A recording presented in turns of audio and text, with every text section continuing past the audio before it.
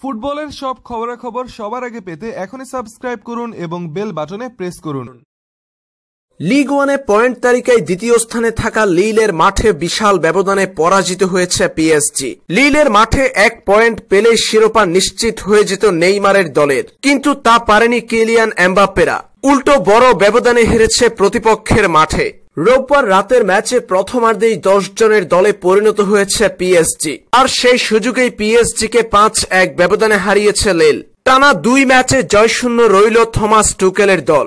নিজেদের ভুলে ম্যাচের 7ম মিনিটে গোল খেয়ে বসে পিএসজি। থমাস মুনিয়েরের আত্মঘাতী গোলে এগিয়ে যায় লিল।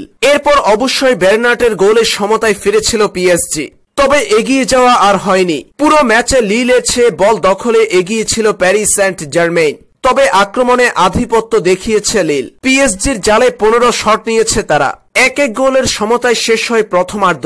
দ্বিতীয়ার্ধে ম্যাচের 51, 65, 71 ও 74 মিনিটে গুনে গুনে পিএসজির জালে 4 বার বল পাঠিয়েছে লিল, যার মাধ্যমে নিজেদের মাঠে ফরাসি জায়ান্টদের বিশাল ব্যবধানে পরাজিত করেছে তারা। নেইমারের অনুপস্থিতিতে আক্রমণ ভাগের নিষ্ক্রিয়তায় একের পর এক ব্যর্থতা দেখে যাচ্ছে প্যারিসের ক্লাবটি।